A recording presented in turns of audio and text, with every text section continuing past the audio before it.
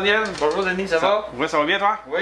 Oui, tu as quelque chose d'assez spécial à nous montrer ici? Oui, un autre petit trouvaille que j'ai fait lors d'un de mes derniers voyages aux États-Unis. Quand je suis arrivé sur un de mes fournisseurs, il y avait cette petite merveille-là que j'ai pas pu résister et j'ai ramassé. OK, tu as l'air en super bonne condition aussi. Très très bonne condition encore. C'est surprenant que ça s'est rendu dans nos années dans cet état-là. OK, puis ça fonctionne bien.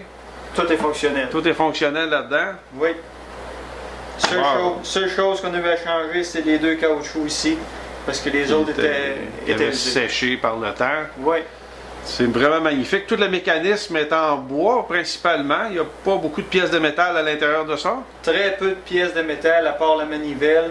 Le restant, tout est en bois. Ça marche avec de l'air. Ça partit d'un soufflet qu'il y a en dessous de la machine que tout fonctionne. À 90%, tout est en bois dans cette machine-là. Okay. Ah, c'est assez exceptionnel. Je vois aussi que tu as une étiquette à l'intérieur. Ça a dû donner de l'information précieuse là, pour dater puis identifier l'origine de cette pièce-là. Exactement, parce que dans l'étiquette, on peut voir au bas les dates de patente de cette machine-là. OK. Fait qu'on peut savoir avec les dates de patente qu'elle a été fabriquée en 1877, le premier modèle. OK. Celle-là date d'après 1881, parce que la dernière date inscrite est 1881. OK. Puis ça devait être des gens assez riches là, qui avaient ça, ce produit-là? Officiel, que c'était dans des familles très aisées là, pour se payer ce genre de petits jouets-là. OK. C'était pas très courant là, à l'époque. Ah non. C'est sûr et certain que c'était pas courant. OK. Puis aujourd'hui, on n'en trouve pas beaucoup de ce genre de pièces-là? Très rare. J'ai fouillé sur Internet à plusieurs endroits et je n'ai pas vu aucun modèle semblable à ça. OK. C'est vraiment exceptionnel. Fabrication soignée, puis ça a probablement été bien entreposé aussi pour que le mécanisme en bois fonctionne encore. Ça avait été à l'humidité, là, ça aurait pris d'expansion, puis il y aurait sûrement des rouages là, qui ne fonctionneraient plus aujourd'hui. Tu as bien raison, Denis. Si c'est eu de l'humidité qui est rentrée dans cette machine-là, c'est sûr qu'elle ne fonctionnerait pas comme aujourd'hui. Okay. Et puis les rouleaux, si on a une caisse de rouleaux, de musique qui va avec ça, sont encore en très très bonne condition, donc toujours été protégés de l'humidité, c'est sûr et certain. Là.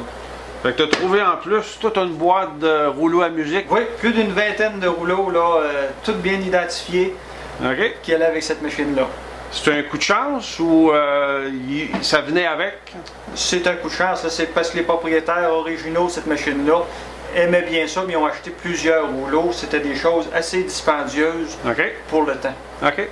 Oui. Ça pouvait valoir combien, ça, à l'époque, un rouleau comme ça? Il y a des prix d'identifier sur chaque rouleau. Là, on en a à partir de peut-être 90 cents, aller jusqu'à 3 pièces et quelque chose. Là. Okay. Dans la boîte au complet, il y en a pour 28 et 58. Et ça, on monte en 1885. Oh! Alors, avec la valeur du dollar aujourd'hui, ça a dû prendre pas mal de valeur, une pièce comme ça. Là. Oui, plusieurs centaines de dollars. Puis tout semble être encore en excellente condition. C'est encore en très très bonne condition. Ils sont tous fonctionnels, les rouleaux. OK. Alors ici, Denis, on voit l'intérieur de la boîte. Par où tous les trous ici qu'on voit, c'est là que l'air sort. Le rouleau passe par-dessus ça, il est accroché là. Et puis quand on tourne la manivelle, le rouleau passe par-dessus ici, et là l'air sort, et ce qui fait les notes de musique. Tout ce qu'on voit est en bois quasiment partout. On peut voir aussi ici l'étiquette d'origine de cette boîte-là qui nous explique comment la boîte fonctionne. Les dates de patente aussi sont écrites là. Et puis quand on la fait jouer, on lève ça, le son sort par cette petite tape-là. C'est ce qui est de l'intérieur de cette boîte. On prend notre rouleau qu'on vient insérer ici dans un bar, pousse de l'autre côté, et sur chaque rouleau, il y a un petit anneau de métal qu'on vient fixer au rouleau derrière. Et puis là, tranquillement, pour le commencer, on y va pas trop vite. Notre nom de chanson est écrit là, et ça commence.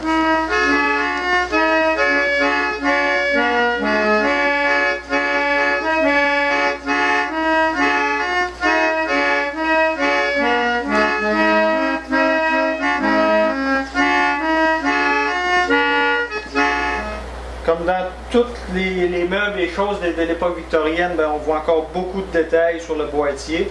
Un beau boîtier qui est fait en noyer massif, avec plusieurs détails qui ont été peinturés à la main autour de ce boîtier-là. C'est assez surprenant de voir l'état encore dans lequel il est. Ça a toujours été bien entretenu, bien conservé, à des endroits où la température était idéale et sûrement qu'un climat sec. Parce qu'il n'y a rien de brisé, le bois est intact, toutes les décorations sont là, sont présentes. Et ça sera important encore dans le futur de le garder dans une bonne ambiance. Fait que Daniel, une belle boîte à musique qui fonctionne encore très très bien, conservée en excellentes conditions. Exactement, et ce sera important aussi pour le futur de continuer à bien l'entretenir et de bien la conserver dans des endroits secs.